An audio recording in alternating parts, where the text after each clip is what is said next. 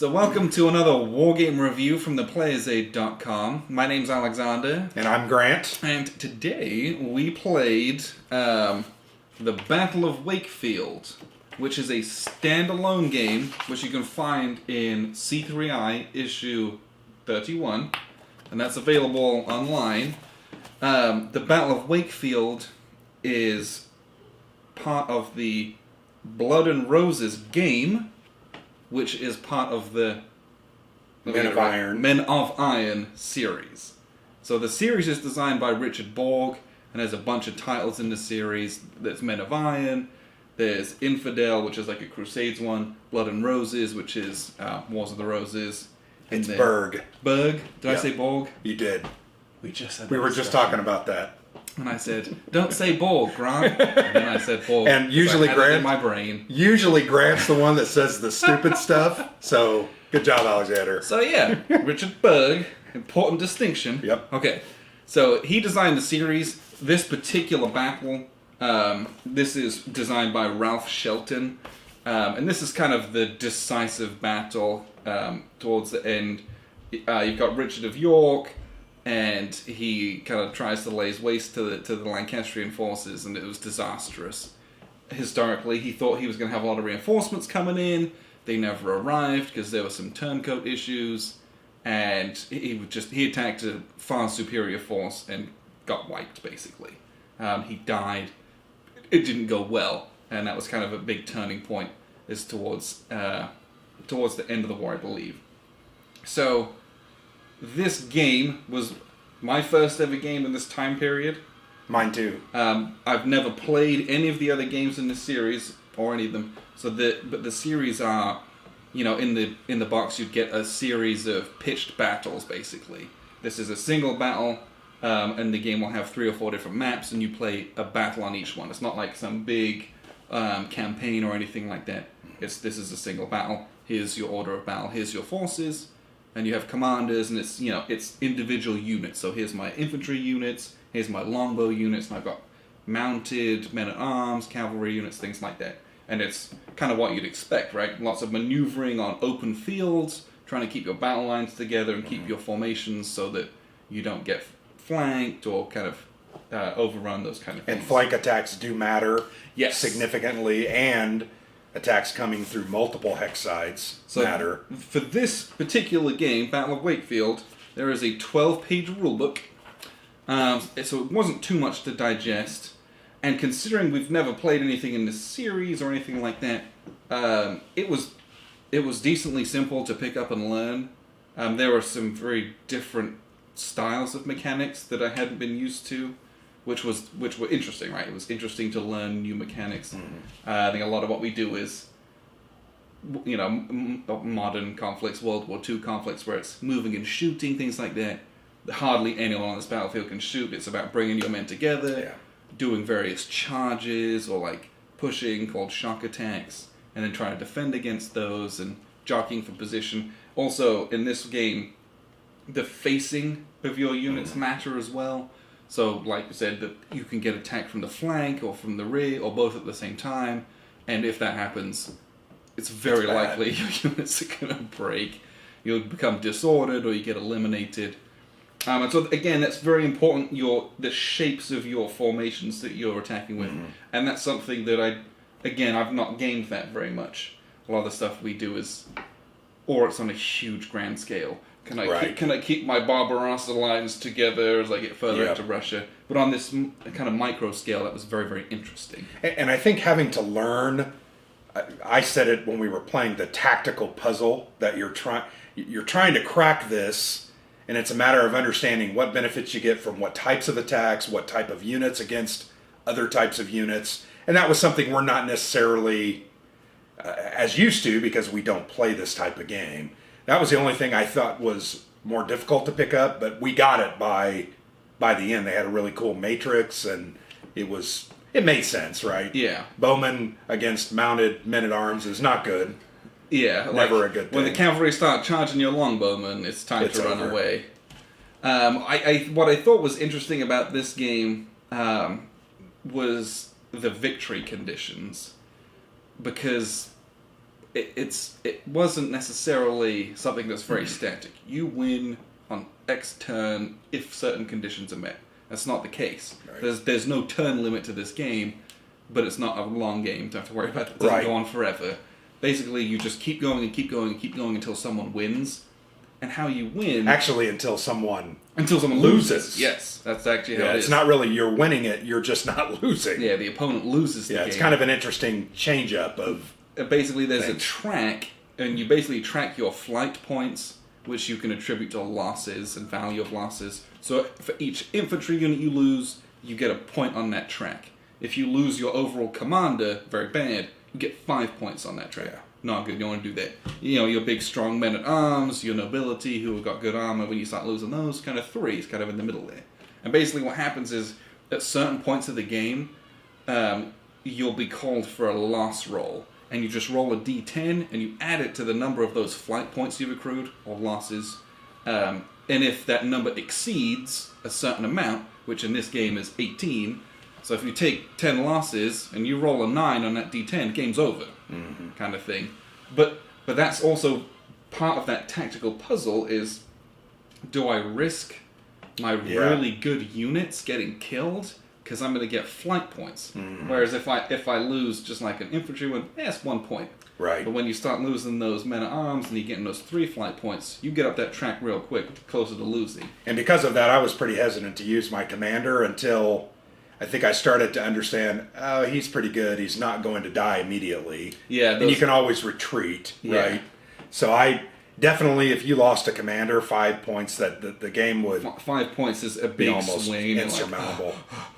You gotta be very careful after that. Yeah. But I think it's really cool how you then, you want to keep your formations, but then it's, well, how do I construct my formations? Do I keep my good guys back and put a weaker line up front, or do I kind of charge in with my guys? You can gamble a lot, throw in those expensive men-at-arms and charge, because if they can do basically cavalry charges and gun people down. It's really, really good. You can clean up a lot of forces doing that. But again, there's that risk reward, which puts you closer to losing if it goes catastrophically and they lose and they die. So I thought that was really neat how the quality of your forces contributes to you losing. Yeah, I might lose only 3 units, but if that's my leader and 2 men-at-arms... You're in trouble. I'm in trouble, whereas you can lose like 7 infantry... and be in better shape. Yeah. So technically speaking. And I think you said it exactly right. Risk reward, and I'm always aggressive, right? If there's an ability to charge, Grant's right in it. I just do it. That's what I am. So I moved one of my mounted men-at-arms kind of around my flank and decided to take your bowman out in the back. And I thought to myself, why are you doing this? There's nothing to be gained, really only things to be lost. But it worked out for me. A couple decent die rolls. You rolled poorly one time. But you do... Well, that's what's nice with the charging is that, you do a charge and it was really good. And then if you roll really well, you get an opportunity to basically do, overrun. You have continued this attack. Kind of continued attack, so you get to go again. And so it's possible you could get a couple really good rolls in a row. You can take out a couple of units... And that's what I think I got 2 continue attacks. I think you killed a bowman and disordered an infantry. Yeah. And I'm like, wow, that really worked out. And then he's got 6 movement points, so he can get out of there. You can easily kind of pull him back. And I think that's really neat because you've got these big pitched battles between infantry lines, but you can also do all these flanking and peppering things. I think that's really neat. And you've got longbowmen shooting over the top as well. It was really fun. A very different type of game from ones that we usually play. And considering it's a whole game free in C3i, which is a quality magazine anyway, this is a bargain, I think. Yeah. I think one of the things that was also really cool, once again, at that tactical element, I always have in my mind these kinds of battles, even 16th and 17th century battles, hold that line, right? You gotta maintain that line, that defensive line in good order. And I think that's what we were doing. I was trying to break your line. You were desperately trying to hold it. Yeah. And it's very interesting when that line breaks down in the middle, it really ends badly for the defender. Yes, and you can tell, that's what's nice about these games as well. you don't have to drag it out to the end because it will turn on a dime and it'll be very obvious that you're going to lose. Yeah. So you don't have to sit here clawing your way through getting crushed for another 5 or 6 turns, basically. You're like, oh, okay, I'm in tatters and I'm all surrounded. Right. You don't have to play out me losing, I'm just concede. Well, and the way that happened, it was very interesting because you have these, what are these called? The seizure chits. So you're going to have a cup of 8 chits, and each player is going to draw 3 of those at the beginning of the game. Yes. And these chits are made up of, most of them are seizure, like seizing the initiative. Yes. So it's taking the initiative away from the other player. Some of them, though, are events. Treachery, Battle Cry, I can't remember some of the other names. Into the Breach. Into the Breach. But it was very interesting because I drew, out of my 3 chits, 2 chits that allowed me to seize the opportunity. You only drew... I only had 1. And I used those to my advantage early on in the game, and you still have to make a roll. Yes. I had to make a roll under my main leader's... what was that? You make a roll on this, and then you get the opportunity. Right. But then I have an opportunity to continue that as well. So anyway, I had to steal that opportunity away. Then I did all my battles, and then I tried to make a roll to get under my leader's value, and then I could go again. So it really was... there was a really, I thought, very dynamic initiative system that I enjoyed. And also on the general track... Every time you had a successful, not stealing of initiative, but a continuation, you had to move that marker up, and then your rolls got harder and harder. Yeah. So it was very unlikely that you would get more than 2 in a row, I think. Yeah, with the values the leaders have, it's very difficult. But I liked that. It was something that I thought was very cool. The chits, the event chits were pretty cool as well. The Battle Cry was at a DRM. Yeah. Treachery, I think, was disorder. Yeah, I get to disorder one of your guys. So those were very cool, kind of... And there was a lot of treachery in this game, or in the history of this. Was there not? Yeah, lords going back and forth. There's supposed to be a huge number of reinforcements coming for York, and they just never arrived. They got paid off, or maybe they got some estates in Yorkshire, something. They fought on the other side. Right. It's... Just interesting. Yeah. So that was reflected well in those chits. I thought that was very well done. Yeah, and I think that was the other cool thing I liked, was the initiative system. Mm-hmm. Basically, you activate a formation, and then you get to you keep going until you don't have the initiative. Right. Which is either I fail to continue and doing my stuff, or you use one of those markers to take the initiative away, which is also a die roll. But if I want to keep on activating, so I activate one formation, if I want to use my next formation, I have to roll under that leader's value. And that's hard. It's hard, and if I fail, it just goes over to the next person. So it's possible you just go back and forth if you keep messing up your rolls. And those rolls are difficult. It looks like your best leader was a 5. I think my best was a 4. Yeah, and most of them, they say, most of them are like 2s and 3s. Got it. So it's you have to roll a 0 and a 10... Or a 0 on the 10-sider is a 0. Yeah. So, but I think you had 3 turns in a row. Yeah. And that was it was devastating. Because and that's part of it. Some random chits. If you get good chits, you can take that initiative back. To your advantage. Yep. But I liked how it kept it feeling like it was a battle. It's not like it's my turn. Now it's your turn. Yeah. Very dynamic. I think the ebbs and flows of the real battle. Yeah. Somebody being out of command, or one side being distracted, or very cool. What, did we do something wrong? No. 1, 2, 3, 4, 5, 6. He's still in command. He's still in command. Just checking to see if he can. No, yeah, because that would have been. That's why you wouldn't throw your infantry all the way out. Right. That they're going to start getting out of command, which is you can't move. You get negatives to attack. A lot of bad stuff. But yeah, I thought I had a really good time. What we'll do is we'll show you the board here real quick. It's a small little paper map, kind of show you what you'd get. We'll come back for some final thoughts. So here's a look at the board. Apologize, it's kind of dark. The lighting's not great here, and there's a big old storm outside, so we're just going to kind of make do. This is how our battle ended up. Was not good for the Yorkists, which are kind of the white units here. The reds are the Lancastrians. But as you can kind of see, it's a game of having battle lines and formations. These guys never got to activate. It was kind of a disaster. But But if you look, there's a whole bunch of different unit types. They range. Let's see, we've got a couple longbowmen here, if you can see those, and they have like a movement value on them, and then this is kind of a defensive value. This 0. It's a modifier for shock, and then on the back they have this D for disorder, and you see this modifier against shock goes up to +1, which means they're worse when they're being shocked and they're disordered. But that's really it. There's not like different steps or anything like that. That disorder is kind of the step loss there. And a lot of the units here, we'll just take a quick look. There's a few different types here. And they have them listed. So this is a normal infantry unit. And this is a DM unit here. Ooh. And that's their reverse sides again.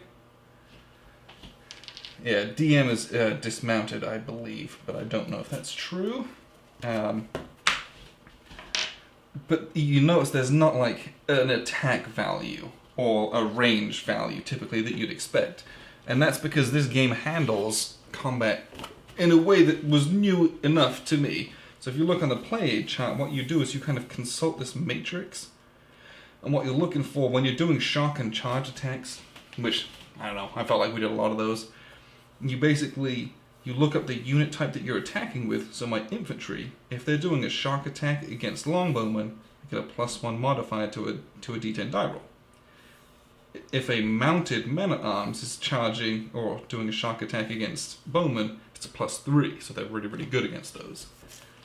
And what you would do is on these CRTs, you roll a D10, and then depending on if the unit is normal, or if they're on a disrupted side, or disordered side, you would do the result that you kind of come up with.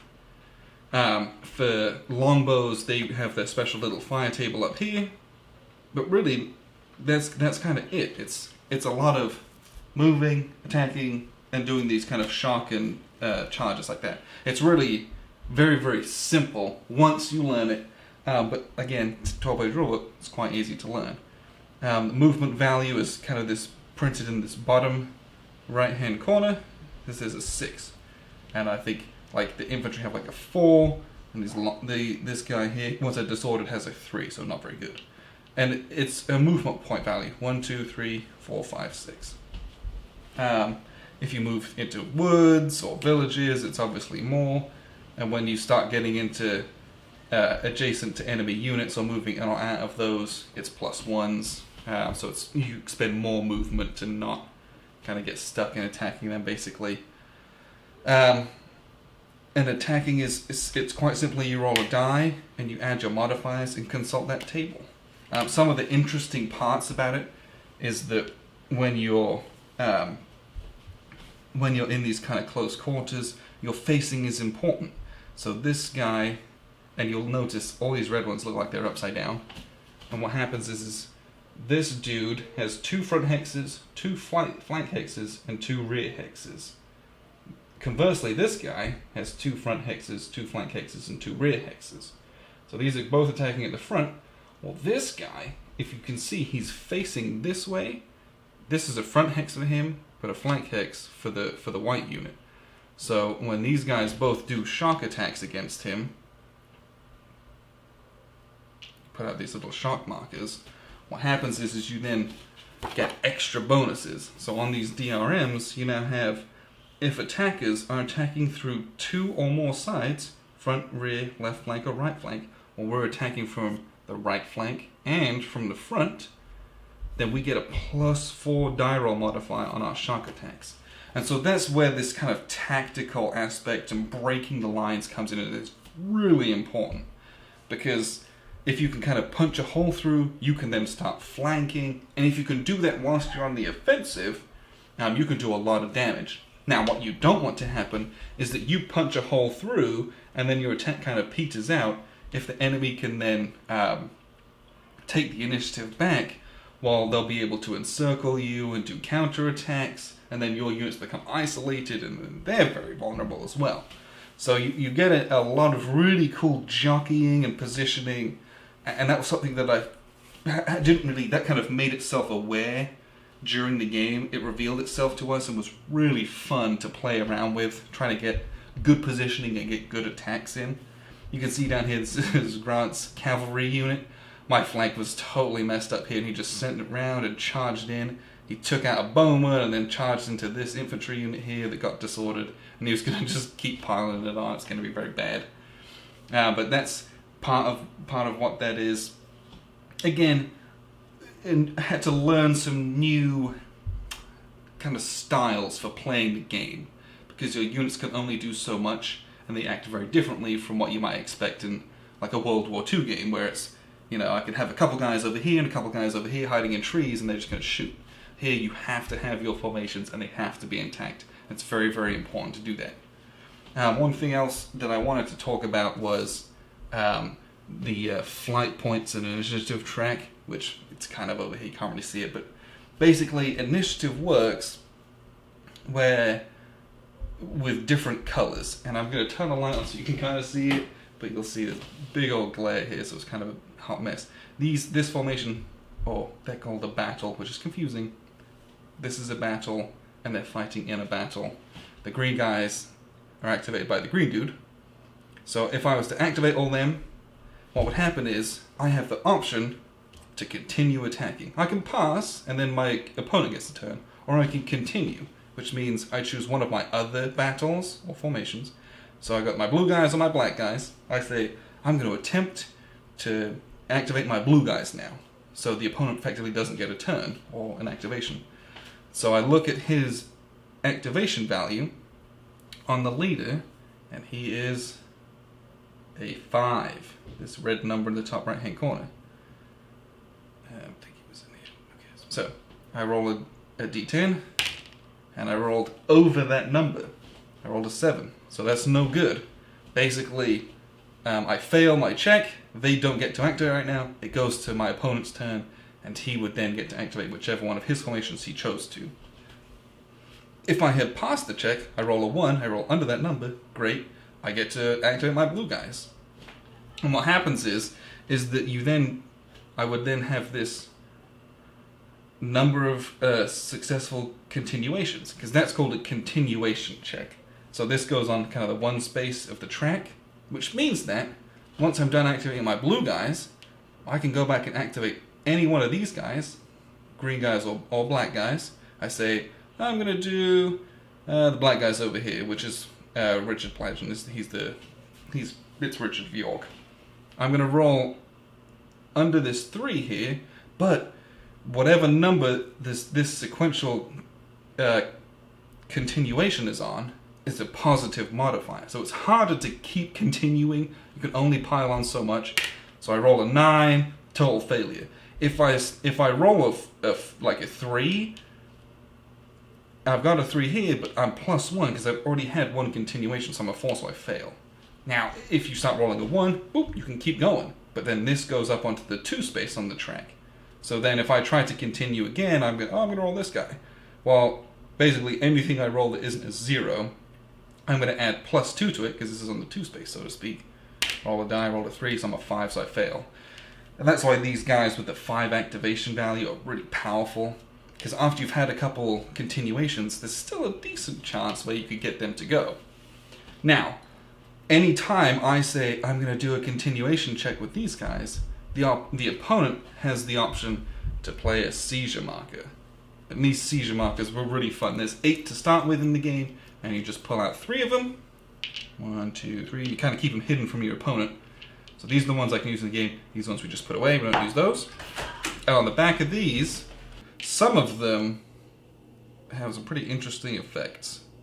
Alright, we'll kind of take a look here. So this seizure opportunity, this is what the opponent's going to use. As soon as I say, I'm going to do a continuation check, they say, I'm going to attempt to do a seizure of the initiative. And if you look here, it's got this 0 through 5 on it. So, as you can imagine, we're going to roll a d10, and we rolled an 8, which means this is a failure. If I had rolled a 2, or anything from 0 to 5, it is a success. And my opponent then gets to do an activation. And they are the active player, and they get to do the continuation checks after they activate as well. this is a seizure negotiation. So if my opponent says, haha, I'm going to play this and I'm going to seize the initiative, if I happen to have my seizure negotiation, I play it and it negates both of these both go away. You say, no, you are not. Some of the other ones, this is Into the Breach. There's a couple of these which are just, it's an event like this, and the rulebook is like, think of it as a consolation for not being able to seize the initiative. It just gives you like a little thing. So Into the Breach gives you, I think, a +1 DRM on a charge or something like that, or a shock. So this is really neat, the way that the initiative isn't I go, you go, but it isn't also a random chit draw. You get to choose who you activate, as long as it isn't the guy you previously activated. But you can only go so long before you have to give up the initiative, because your consecutive successful concentration or continuation checks are just, it's too high for you to overcome. So that was something I really, really enjoyed with the game, is that helps keep it feeling like it's a continual battle. It's this, these guys are fighting, everyone's fighting and fighting and fighting, and it's not just, oh, it's your turn now, and I have a turn, which in a pitched battle like this would feel almost quite fake and gamey. I thought this is a really neat system for getting this going, so that's something I'm looking forward to, and playing some of the other bigger games in the series, of seeing how that plays out in different situations. But yeah, that's most of what the game is. You have these little standards on the board, and those are kind of rally points. If you guys get these retired options, they basically immediately retreat from battle up here, and then you can attempt to rally them later, which costs you a whole activation, which, if these guys are kind of in dire straits like they are here, it's hard to justify activating just your standard to try and rally this guy when these guys are all going to die if I don't pay attention to them. So you're faced with a lot of critical decision making in games like this, and in this one as well. A nice little historical experience. If you look in C3i, there's a ton of information, history about the Battle of Wakefield, a whole bunch of pages, and then they talk about some of the other games in this series as well. But a lot of cool stuff to learn and play around with. There's even, on the back of the rulebook, there's an extended example of play, which is nice. So that's a lot of what the game is. It's not counter-dense. You only have a stacking limit of 1 unit, unless it's like a leader and a standard as well, which are frankly meaningless, and then a couple of counters. But most things, it's just 1 space. So what we'll do is we'll wrap up with some final thoughts. So that was a look at the board, and kind of the mess that was my loss. I enjoyed this game. Me too. When I first looked at the map and it was a big green field, I thought to myself, almost no terrain. I was like, what is this going to be? Yeah. I just didn't really know. Yeah. I was like, is it just going to be lines of forces, and what's that going to be like? But it was enjoyable. Very enjoyable. And it was enjoyable because it was quick. Yeah. We played this in we figured about 75 minutes. Yeah, we played for 75 minutes. Yeah. And we could have played another 2 turns before I officially lost. Right. There was no need to. Well, you had 3 or 4 everyone's surrounded, and they were all disordered, so there was going to be no attacking back with those guys, really. Yeah. But it's a fast playing battle, which is nice, right? You play a pitched battle, I set it up, I play it, it's done. Mm-hmm. And I thought that was really, really neat. Well done. Yeah, and it was the question that I asked Grant was, having played this, does this make me want to play the other big games in the series? And my answer was yes. Yeah. Yes. This was fascinating. And what I'm excited for and interested in is the different games in the series. Because Wars of the Roses, there's middle-aged wars, but then Infidel is one that we both looked at and thought, ooh, Crusades. Yeah. Something again. I don't know why, but it's just so cool. Have we ever played the Crusades game? Well, we have. I have from Multiman Publishing. What's the name of that game? Kingdom of Heaven. Kingdom of Heaven. And we have fiddled around with that on at least 2 occasions. And we just can't seem to get it to the table. It's a card-driven game. Yes. But it deals specifically with the Crusades. And it looks so cool. It looks so awesome. But I don't know.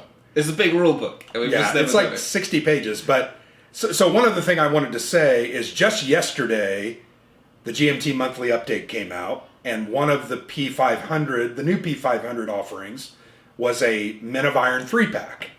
So the games they're offering in that are Men of Iron, Infidel, and Blood and Roses, I believe. So that just went up on P500. I think it had like 150 orders yesterday. I know Infidel has been out of print for a long, long time. I think a lot of people are going to get back on So that. I definitely am interested in that. So we'll be getting that hopefully in the next year. Right. And hopefully be playing some more of this time period. I enjoyed the this. The system, and this is kind of a streamlined version of the rules. Right. So there's some stuff in here that they talk about, like, this isn't in this game. Yeah. Like, it's possible there's charge reluctance. Yeah. So your cavalry don't want to charge in certain situations, I guess. It makes sense. Which sounds like there's rules for that in these. I know some of the other games have a lot of like trenches, like field fortifications, works, tons of different unit types, a lot of other stuff in as well. Yeah. But what was nice is it's 12 pages. It's a quick game. You just set it up and play it. So I did want to correct one other thing that we said earlier. We have played a game on this period before.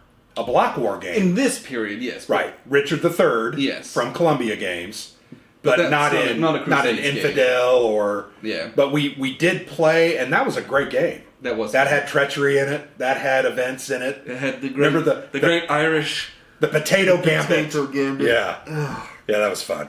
But so we have played at least one other game in this era. Yes. So I definitely like this. This is very different. It's different. Like the tactical. This is a tactical game. It was fun. Yep, I liked it. What was I gonna say? There was one other thing. No. Other than I really enjoyed this. Me too. And I shouldn't say I was surprised that I enjoyed it, but I had no idea what I was expecting going into this. Right. And it turned out to be really fun. Oh, that's what I was going to say. This is a historical scenario. The Yorkists are severely outnumbered, and they will probably lose every time. My guess is yes. So, yeah. So my victory was hollow. What's nice is that it comes free with a magazine. Yep. So I didn't just pay for something that's one-sided. Right. But also, this makes a really good solitaire game. That's what I wanted to say. Yeah. There's like no hidden information, and in this scale, it feels realistic to me to have one formation react to another. I know what all my sides are, but you can do everything that you're trying to do. Yeah. It's not unrealistic. Oh, this cavalry is charging around here. If you don't make it far enough, it's realistic for my guys to react to that. Yeah, right. It's not. I don't think it's big enough to do a lot of feinting and bluffing. Yeah. So to me, great solo game, and that's how initially I was going to play this. I just set it up today and I was going to play it on my own, and then we ended up playing together.